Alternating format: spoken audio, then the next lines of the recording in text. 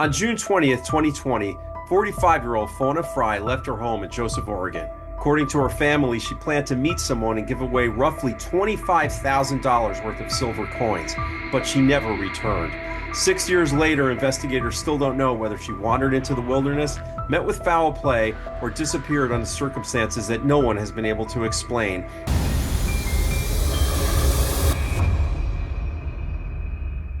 Hi, everybody, and welcome back to True Crime Unsolved. I'm Miles Reef, and I'm here as always with my buddy Sean Cahill.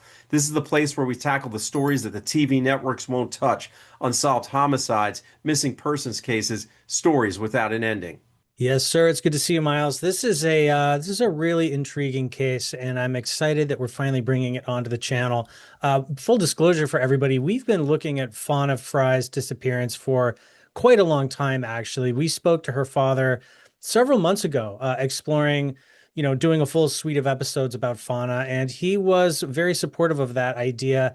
The one thing is that, like so many family members that we talk to, particularly older ones, getting him to actually come on and do it was a horse of another color, right? This has been extremely difficult on John Frey, Fauna's father, and he's still considering coming on and giving an interview. But in the meantime, everybody agreed that platforming her story and getting the word out there about what happened and what we don't know and what we want to find out is very important. So Miles and I have decided to do a case breakdown on Fauna's story to go over everything that we know, everything that we don't know, and really put it to you guys because that is the purpose of this channel, right? Crowdsourcing these investigations, these mysteries. Somebody out there might be able to see something that nobody else has so far. So why don't we get into it, Miles? Why don't you take us into the story where we always start, which is introducing Fauna herself, and we'll take a deep dive and figure out what happened here. Absolutely. So, as I said up at the top, when she disappeared, Fauna was 45 years old. She was originally from Joseph, Oregon. She lived there her whole life. From what we've heard from her family and from everything, all of our own research, Fauna was a very independent person. She was familiar with the outdoors. She spent a lot of time in the outdoors. She was obviously very, very familiar with Northeastern Oregon. She had lived there her whole life. She had worked there with her family. And she was known for going out and exploring remote areas. It wasn't an unknown thing for her to be in the wilderness, and she was an outdoorsy person. Fauna actually worked with her family, so her family actually owned like a contracting business that also sold the homes that they built. And she worked with her father John and her brother Dallas, and she was actually living with her father John and her brother Dallas at the time of her disappearance in 2020 in Dexter, Oregon. So something that I think is important to mention, and whether or not it plays a role into what happened with Fauna or not, we don't know, obviously, but I do think it's important, and it's an important piece of understanding her background. Fauna actually lost her mother in 2004, and she lost her sister only 2 years later. So it was a kind of back-to-back tragedy, where in 2004 her mother passed away, and in 2006 she lost her sister. In 2020, just a week before Fauna went missing, Fauna's older brother, Dallas, who she was living with along with her father, John, actually died of a heart attack in the home that they were sharing. So he actually died of a sudden heart attack. And according to the reports that we've heard and from speaking to her father, Fauna is actually the person that came across John's body and found him passed away in the house. So obviously, this is someone who had already gone through back-to-back tragedy and then years later suffered something really, really traumatic in her home. So Fauna's brother Dallas's death seems to be the event that sort of pushes everything into motion that leads to Fauna's disappearance. So after Dallas dies, Fauna takes it upon herself that she's going to drive around Oregon, meeting with Dallas's friends, and she's going to sort of disperse personal items of his along with these $25,000 worth of silver bullion coins that he had been collecting, and she's going to give that away to certain people. Now, again, since the coins were not found, we can't verify that this is all true outside of what we've been told by the family, right? And this is what the family has told us, and it's what they've told other people as well. And I'm sure everyone that's familiar with the case already knows this part of it, but it's well documented online. And from us speaking to John personally, this is what she had on her, according to the family. Okay. Now, there's nothing that suggests that Fauna was on a trip and that she was intending not to come back from. She wasn't going to disappear. She hadn't made any social media posts of any kind. She hadn't had any weird conversations with her family. She was obviously in distress from her brother passing away suddenly and her coming across his body in her house. And her coming across his body in the house that she shared with her father and him. But there wasn't any signs that her intention was to sort of like go missing on this trip. She was reaching out to friends of her brother's, and she was going on this trip to disperse his belongings, have these meetings with people, maybe try to get some closure, right? Try to get some closure on the tragedy and the trauma that she had just suffered. So while she's on this trip, we do know that she did stay in contact with her family throughout.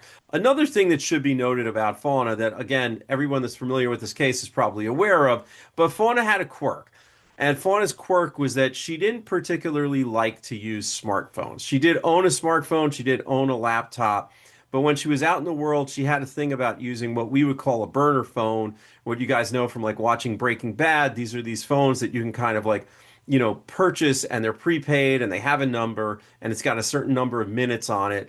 And, people who are trying not to be traced often use these phones. Now, not saying that Fauna had anything nefarious going on. It was just an odd quirk of hers. These are also not smartphones, so obviously it cuts down on accessibility. It could be that she just didn't like having like access to email and text and all this stuff happening at all the times. And burner phones were like a cool way of getting around that. Whatever the reason may be, this is a habit that she had, and John said that she had been doing this for a very long time. But again, she did have a smartphone, she did have a laptop, but those items were left back at the home that she shared with her father and her recently deceased brother when she went on this trip, and all she had with her was a burner phone. Which makes it sort of interesting because a lot of times in a missing persons case, the phones are one of the first things that the investigators want to look for. Who is this person talking to? Is there GPS? Where did they go? When was the battery on? When was the battery off? This is all really valuable information. And unfortunately, in Fauna's case, we don't have it. We don't know where she got that burner phone. If the police have ever actually been able to track it down, they've certainly never announced that publicly. And if they have that information, they've never shared it. So that makes this a little more frustrating. I think what we do have is a timeline of the events of the days leading up to her disappearance while she's on this trip, on this sort of mission to distribute her brother's belongings to his friends. So we have this information through people that she met and interacted with, as well as some financial records like transactions of things that Fauna purchased. And we also have her on a few security cameras. So what I'm going to do now is walk through the main events that we know of right leading up to when she basically goes dark and she's never heard from again. So on the evening of the 27th of June, 2020, this is when Fauna's trip begins. She gets in her year 2000 blue Jeep Grand Cherokee. And she goes on a journey. Fauna's journey is interesting. It is going primarily south, up from Dexter, Oregon, down towards Grants Pass, where a lot of the events will take place in this general area. But she also kind of pops around the surrounding area down there over the next couple days. Um, she, like Miles said, is bringing about $25,000 with her in silver bullion. The family estimates there were probably about 765 of these coins and that they weighed about 40 pounds. So it was conspicuous. We don't know for sure where Fauna was keeping these, whether it was like a shoebox or a leather bag, which was later found that we'll talk about. But she had, a substantial amount of money on her, which raises some eyebrows in a case like this, right? The first place she goes is Grants Pass, Oregon, which is a little town, like I said, south of Dexter. She winds up spending a night in her car here. This is another interesting thing about Fauna and her journey. The way that she travels and some of her decisions, I think, look a little strange to the outside observer. At least they do to me. For a single woman traveling alone, she does make these decisions like she doesn't bring any extra clothes with her, even though this is a multi-day trip. She sleeps in her car the first night, which is not only a little unusual, but also, potentially dangerous. She doesn't bring her cell phone. She's using a prepaid phone, a little unusual. And some of the items that she has with her are strange. Like, for example, she had a Lion King VHS tape that she brought with her. No one really knows why. It seems like maybe it was a sentimental item, but Fauna's in a place where she's bringing that and not a change of clothes. So make of that what you will, but it is like something that I noticed and kind of scratched my head about a little bit. Um, She has a backpack with some, personal belongings in it. But that's really about it. So she sleeps in her car the night of the 27th. And on the next day, June 28th, at about 10 a.m., Fauna stops at a 76 station, a gas station, and buys something for $20. We don't actually know what, we just have the financial record there. We do know that later that day, Fauna winds up at a friend of Dallas's house, and she spends around 30 minutes there talking to Dallas's friend. This person was later interviewed, and he says that Fauna was actually looking for Dallas's ex-girlfriend and another gentleman who was their mother's former husband, right? This is a guy that was married to Dallas and Fauna's mom before she passed away sometime in the past. And I guess the story that's come out here is that Dallas always felt bad for this gentleman because when their mother died, nothing went to him. He basically was kind of left out of the arrangement. Dallas, inherited some stuff. Fauna inherited some stuff. Their sister, who would later pass away, also did. But this person who had been at one point in the past really important to their mother didn't get anything. And I guess Dallas was always bothered by this. And Fauna thought that she wanted to set this right. So she was looking for this person. It's not somebody that she was regularly in contact with. I think she just knew the area that he lived in. So that was one of the reasons that she paid this friend a visit, looking for that information. So luckily for Fauna, during this visit, it seems like this friend of Dallas's does actually have a clue where this person might live. She's given an address and she leaves, but not before leaving behind about $18,000 worth of that silver bullion. With this friend of Dallas's. It's unclear to me if she intended to come back and get some of that later or if that was all actually a gift, but she has now parted with $18,000 of the original $25,000, which is interesting because it does show that we know at this point she did have that money and that she did leave with some of it still on her person. That will also become important later. Along the way, Fauna does something really interesting. She picks up a female hitchhiker. This is a little bit south of Grants Pass, and she takes this person to Fish Hatchery Park, which is just sort of a park kind of in the middle of nowhere. We can show you guys a map where that is. So we know that she picked up this hitchhiker because Fauna actually told her father that. That night, the night of the 28th, she stayed at a Super 8 motel and she called her dad and they had about a 15-minute talk. She told him about the hitchhiker, which he thought was really weird, super out of character for her. But Fauna talked to him about basically being in a weird headspace. I think she was distraught. There was a lot of grief on her mind. And John said that she just seemed really uncomfortable. It's possible that maybe Fauna wanted to do something nice for a stranger, right? Sometimes when we have these tragedies in our lives, they put things in perspective for us, and we might wind up doing these kinds of acts of kindness randomly that otherwise we couldn't be bothered to do. And maybe that explains it. I don't know. But the other thing that Fauna tells her dad is that she's just really uncomfortable at this Super 8 motel. She's not in a good headspace. She's not feeling good, and she doesn't really feel comfortable there. So John says to his daughter, why don't you get a cabin, right? Or look for other accommodations. There's lots of stuff around here. It's a pretty part of the country. There's plenty of places to stay. So Fauna agrees that she's going to do that. And then they get off the phone. And that's the end of their conversation that night, although it will not be the end of the line for Fauna moving around. So Miles, why don't I toss it to you? I've been going on for quite a while, but the timeline continues. Right. So the next day, June 29th, 8:35 a.m., Fauna actually checks out of that hotel where she was feeling uncomfortable. The next time that there's any activity from her that's actually able to be tracked is at 11:45 a.m., where she withdraws $200 from a bank in Rogue River. 12:36 p.m., so it's about 45, 50 minutes after, she goes to the Big Five Sporting Goods in Grants Pass, and there she buys a bunch of stuff. And the stuff, it's worth noting what she bought. She bought a lantern. She bought 3 packs of handheld flashlights. She bought some tennis shoes and a sports bra. She dropped about $250 there. So it's, she obviously, was planning to be out somewhere where she was going to need to be able to, find her way around. She wanted shoes. Obviously, we know that she didn't really bring much with her on this trip. So it seemed like as the longer she was out there and the further along she was getting on this mission that she was on, she was kind of like buying stuff to keep herself going. So at 2:35 p.m. that afternoon, Fauna actually makes a reservation at a place called the Weascu Inn. And she does this through their reservation system. And this is in the vicinity of the town of Grants Pass. So obviously, she was listening to her dad, John. She was taking his advice, sounds like, and she was actually trying to find a place that was going to be more comfortable for her than how she had felt at that hotel, right?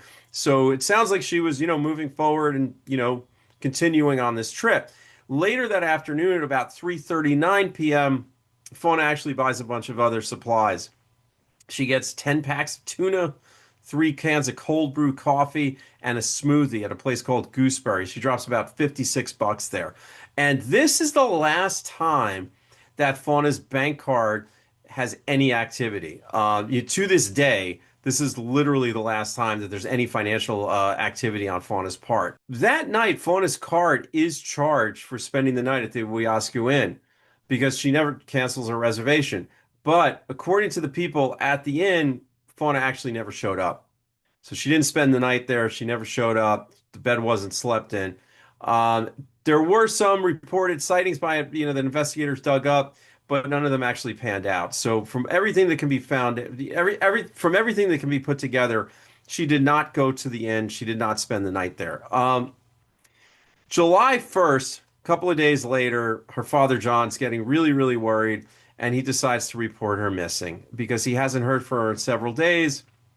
And this is very unlike her. As we've said, Fauna's always stayed in touch with him. And even through this trip, obviously they're very close. They live together, they work together. And through this trip, Fauna had been keeping in touch with John. And so he starts getting worried and he does report her missing to the police. After John reports Fauna missing, everything kind of goes silent for months. Nothing happens. There's no big search. There's really no leads to go on. Investigators go out there, they ask questions, obviously, they gather information, they find out that she hadn't spent the night at that hotel, they start tracking her financial transactions, all of that stuff. But there's no sign of Fauna. There's no big leads come forward, there's no tips, there's no discoveries. And Fauna's dad and her friends obviously are becoming very frantic and feeling rather helpless at this point. But then, months later, on the 23rd of September, that afternoon, I think it was about 4 o'clock, Fauna's car is actually discovered at the Galice Merlin area, which is outside of Merlin, by a pedestrian who's just a few miles past the Grave Creek boat landing there. It's a very off the beaten path spot. It's kind of on a dead end road off a side road. So Fauna's car was locked and the engine was off, and the car was opposite to the direction of the road to the inn where she didn't spend the night. And what police are able to figure out is that the car has been there for at least a month. There's no signs of foul play. There's no DNA evidence. There's no blood splatters. There's nothing that looks like a struggle with the car. John actually finds out about it because he sees it on a police scanner page because he's actually like keeping tabs and trying to stay abreast of anything that might be happening. So he actually calls the sheriff before he gets a call and he says, "Hey, I heard that my daughter's car was discovered." And he tells her that he thinks that she was probably eaten by bears. That's John's take on it at that point. I kind of want to go through what was found in Fauna's car when it was discovered at this time because I do think it's interesting and it's kind of an inventory not only of what she was driving around with during this trip, visiting Dallas's friends, but also sort of what she had collected along the way, which I think kind of shows what her state of mind was as far as like it seems to me, and we can get into we can get into this a little deeper as we move forward into theories, but it seems to me that her intention was to stay on the road for a while. And I say this because inside the car there were 8 packs of tuna. There was the mini flashlight packaging, but the flashlights themselves were missing. Also missing were her purse and her wallet. Other things that were inside the car was a pillow, a blanket, 2 cans of the mocha coffee drinks, a can of Foster beer, a travel size toothbrush, toothpaste, deodorant, new sneakers, Columbia t-shirts, socks, a sports bra, a pair of shorts, a box of dark hair dye, an old cassette with the Lion King on it, which, as Sean mentioned earlier, could have been a sentimental item that she was driving around with from when she first started the trip. There was a map of Rogue River from the other side of the highway. There was an empty package for an AM/FM radio that she must have also bought. There were also multiple pairs of shoes, and interestingly enough, there was one pair of shoes that would not have fit Fauna. So out of those items, obviously a lot of that is just sort of survival stuff, right? It's food, it's clothes. But I think what's interesting is that there was that box of dark hair dye, and there was a pair of shoes that probably didn't fit Fauna. What strikes me as so odd about all that stuff is really the shoes not being in her size. I can understand why somebody would, be on the road for a while and need to buy some more clothes or, coffee and all the stuff that they found, but the shoes that aren't in her size don't make a lot of sense to me, Miles. I will say that after the car was found, searches were conducted, right? Because at this point, they at least had an area that they knew that they could focus on. Before this, no one had any idea where Fauna had gone, and if she had voluntarily disappeared, could be in another state or whatever. Once the car is discovered, now things get serious. So immediately, law enforcement brings in 40 search and rescue personnel. They have dogs in the area, including cadaver dogs, and they really scour for miles around Fauna's car, but they don't find anything, which is really interesting. They did plan an aerial search. I don't know what happened with that. I know that it was talked about, but it may not have ultimately come to fruition. The other thing is, aerial searches can be a little tough in a place like this because it's so heavily forested that seeing through the canopy to the forest floor, if there's something going on down there, can be a challenge, right? Um, Another search was attempted later with 10 search and rescue dogs. That also did not yield anything. The car was processed in May of 2021, so several months after the fact, right? It was discovered in September. It was not until May that it was processed. I actually don't know why. That's a little interesting to me, but I don't have a reason behind it. So there's not much else I can say about it. And what's important to note is that there was no signs of foul play. Like Miles, you already kind of said, there was no blood in there. There was no obvious sign of a struggle. It really looked like Fauna had just parked her car and walked off, without a lot of her belongings.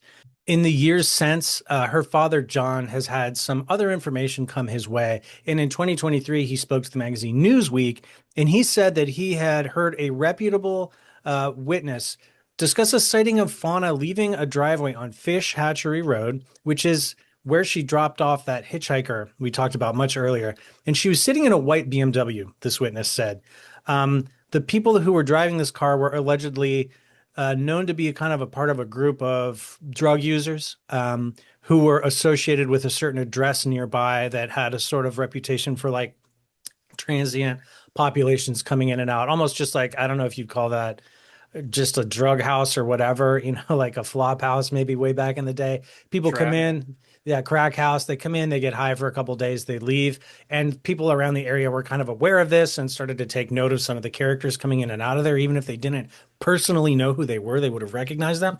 And this witness believes they saw Fauna with one of those people. Why she would have been there with somebody like that? What was she doing? Was this actually even Fauna? We don't know any of it. All we know is that John got this information, and it has sort of started to focus the search for Fauna and for answers slowly to this property, which still exists, although the people who were there at the time are long gone. Multiple people have come and lived and left at this place, according to John, since then, which has really been frustrating because now they're sort of grasping at straws, trying to figure out, on these, who are these people that were there in 2020? What were their names? Does anybody know? And with the people like this or who are living that lifestyle, it's extremely difficult, if not nearly impossible, to get those answers. And as more time goes on, you're talking to people who are using drugs all the time. Hey, who was in a house you were at for one day 6 years ago? Good luck, right? Doesn't mean that it's impossible. It's just, it's tough. One interesting thing that turned up on this property when new owners took possession of it a couple years after the fact is they found a leather saddlebag. We'll put up a picture of it with the name Fauna on it. This is Fauna's saddlebag. There's some disagreement on the internet. Do we have solid proof? Her father said straight up, yeah, this belongs to her. This was her saddlebag. There is really no question about it. So it seems like it was just kind of left behind by somebody, maybe by Fauna, maybe by somebody who possibly took it from Fauna. What we don't know is like, what was the purpose of the bag, right? We know that it belonged to her, but was she using it to carry some of that silver bullion? Was there other valuables in it? Was she just using it as a purse to keep, whatever, lipstick and a water bottle? We don't know. All we know is it's very odd that her car was found up in this one area and her saddlebag is found down here all these years later with her name on it. Who put it there? Let's talk a little bit about that silver really quick, Miles, because everything starts to look sort of like one version of events here, right? Which is a possible robbery. Why a bag like that would have been at a place associated with kind of like criminal activity and drug use.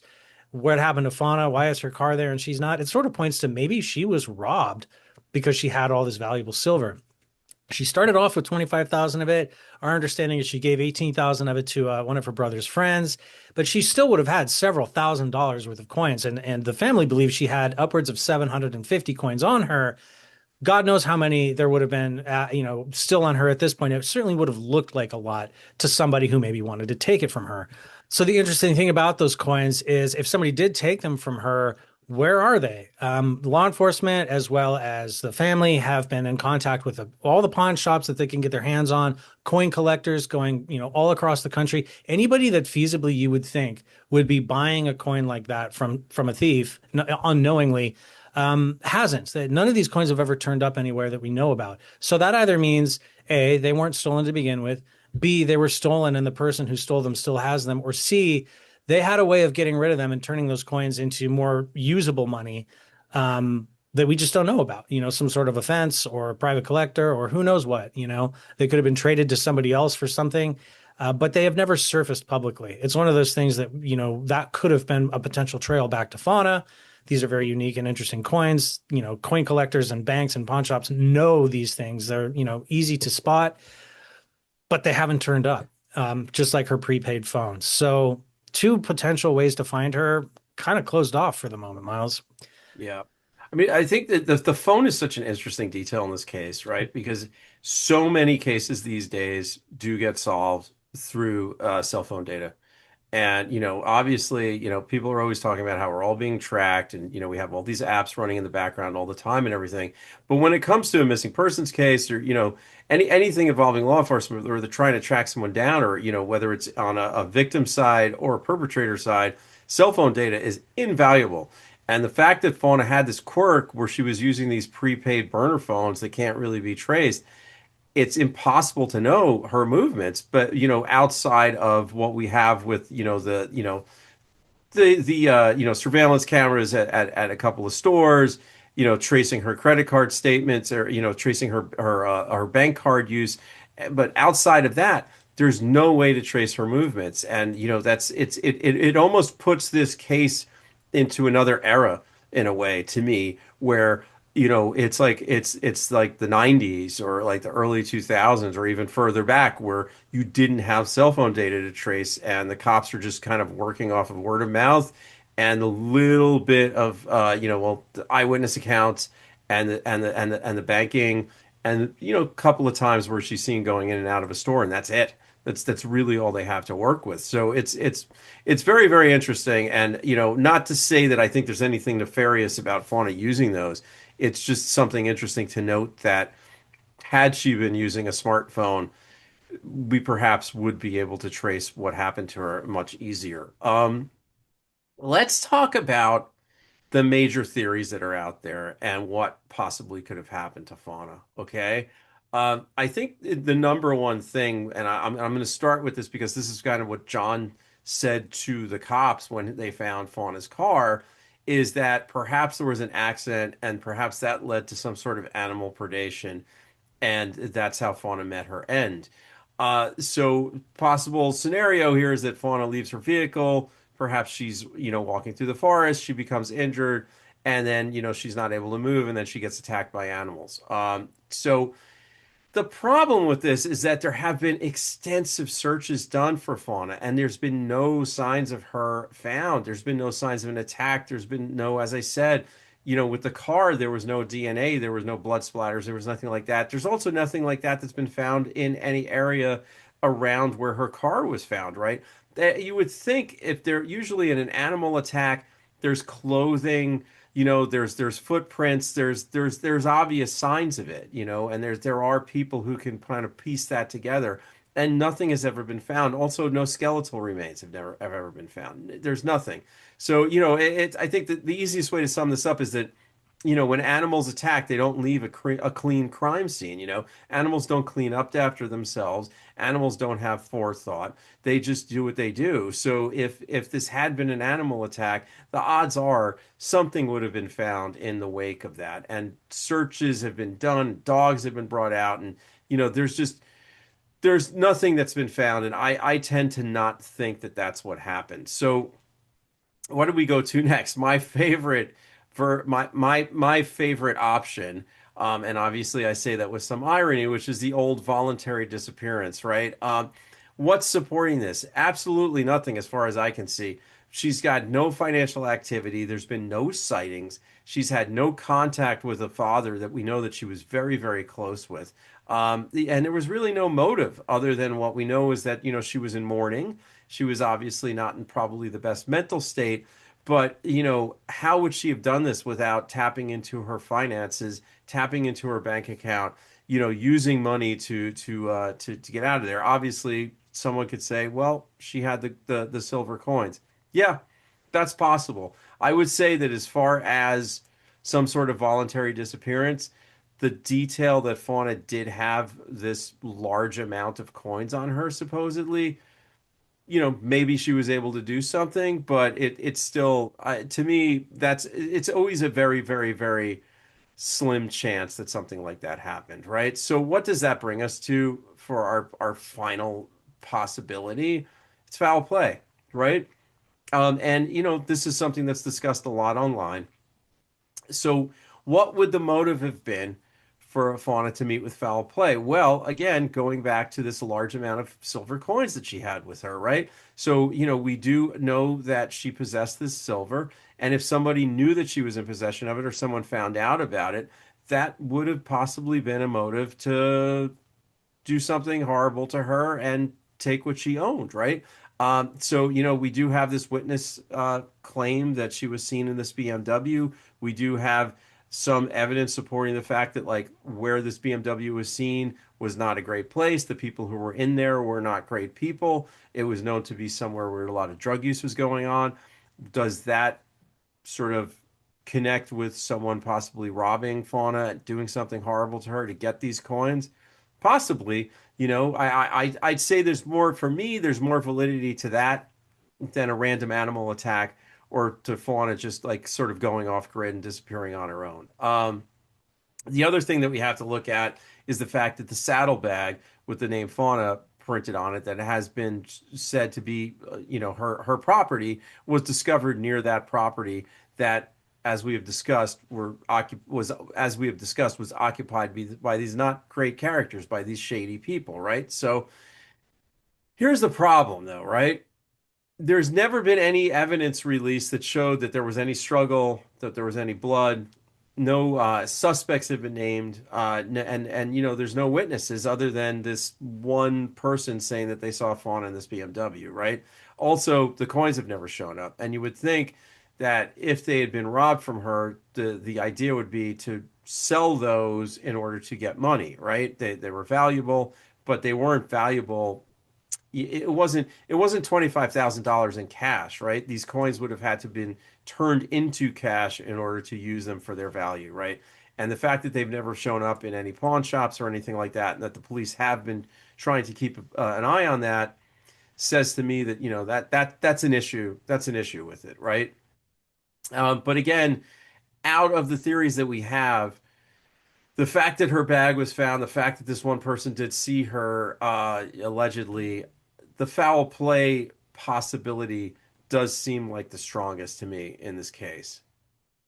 I would agree with you. I think that there's almost like a smoke screen going on here in a way, and that some of the things that Fauna were doing are so bizarre and weird to me anyway. The burner phone, the leaving on a long road trip for multiple days with no clothing, the having, shoes and sizes for other people. There's enough there that makes you wonder like what's going on with her, right? But at the end of the day, I think that might be a red herring. Those might just be quirks of somebody's weird road trip. And what actually happened is a lot more pedestrian. I think she was robbed. I think that it seems like somebody figured out that this is a woman traveling alone, like sleeping in her car sometimes or in these little hotels, who has a lot of money on her. They figured out a way to lure her somewhere and they hurt her and they took the money and then they ditched her car because where this Jeep was found is so far down a weird branch of like a backwoods road at a dead end in the middle of nowhere that it looks more like a car being ditched after someone's been killed than it looks like somewhere Fauna would have parked it and walked off. It doesn't make any sense that she would have done it. So to me, it tells me someone hurt her and thought, where can I put this car where no one will ever find it? And that's the place that they chose. And the motive here, I think everyone's probably on the right track. I mean, the silver is kind of the primary thing people talk about for a reason. It's silver bullion. It's the perfect thing to steal. It's not a credit card where you can be traced. It's easy to carry, I mean, sure, it might be a little heavy, but if you had a bag, like let's say that saddlebag, you could tote that around anywhere you wanted to. You could trade it for drugs, you could trade it for weapons. You could keep it for yourself. Just because it hasn't shown up in a pawn shop doesn't mean it hasn't been used to buy something sort of off the radar of where we would typically expect to see that sort of transaction. So that's my theory. Again, I don't want to get in the way of, leaping to conclusions before we know anything, but it's really hard to ignore that. I think the big questions, right, are who was Fauna planning to meet, if anyone, that day? Because did she meet that person and they're the ones who may have led her into, her fate? Or was it a chance meeting with somebody else, right? Did she bump into somebody that she knew from the past? Were these new people to her? Why, if she was indeed into that white BMW, like the witness said, why would she get in that car with somebody? Did she have a reason? It's very odd. Um, and I guess that is the biggest question for me is just what happened. I understand why she was on this road trip. I understand why she had all that money. I think I even understand why she had the burner phones. Her family explained that was just a weird preference. But why did she have to go missing and very likely wind up harmed? That I don't know. Who did she run into that felt like that needed to happen? Yeah, and there's a lot about the investigation we're not aware of, right? And look, I know that 6 years is a long time, but 6 years isn't necessarily that long in a missing persons case. And it's quite possible that investigators are sitting on stuff that, hasn't been released, that hasn't been communicated to John and the family. There may Hmm. be things that they know. There may be people that they've talked to, because I do think that the folks that Fauna was out to meet, these friends of her deceased brother, and that they were sort of spread out, and there were a lot of them. Have they all been interviewed?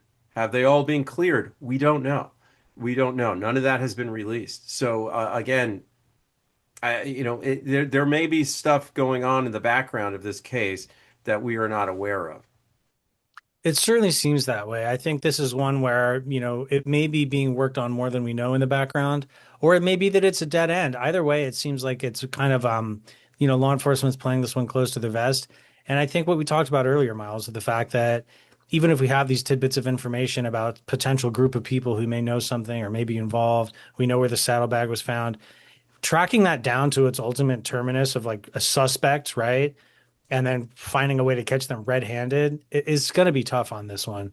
There's just something about this case that really gives me the willies. I think it's almost the location kind of plays a part too. It's the Pacific Northwest. It's these like forested areas, sometimes cloaked in fog and stuff if you're picturing like Twin Peaks. And what happens in those woods, it's so easy to conceal, like the things that happen there, the people that go missing up there. It's very, very scary. And maybe I say that because I live in a place that's pretty wide open and deserty, and it's pretty hard to get away with anything within 10 miles, because everyone can see you. Up there in the woods, it's terrifying. Somebody could have easily done something to her and concealed it. I mean, look, they didn't even find her car for months, Miles. Like that's a Yep. that's something that would have turned up, in a place like Albuquerque within the Well, week. and look, speaking, just adding to what you're saying, like, yeah, we've sort of hammered this fact that, extensive searches were done and that dogs were brought out and everything. But look, depending on how deep she got into the woods, it's possible that she did just go missing. It's possible Mhm. that she wandered out, ended up in some crevice or something. Her remains are out there and they just haven't been found. Mhm. That's totally possible, when you're talking about an area like this. Absolutely. Absolutely. So I guess until she is found, either her remains or through more of a homicide investigation, we don't know, but we're curious to know what you guys think. I mean, those are the facts as we know them. That's kind of the end of it, honestly. That's as much as we know, and the mystery hangs there. So what do you guys think happened to Fauna? Do you have any theories? Do you have any ideas? Leave it in the comments. We are beyond curious to see what you guys think. Absolutely. And guys, remember, we are also a podcast. So if you don't like staring at our faces while you listen to these cases, just go find True Crime Unsolved wherever you get your podcast. We're available there, and you can just listen to it while you're working out, driving your car, whatever. Sounds good. See you guys next time. Thanks, everybody.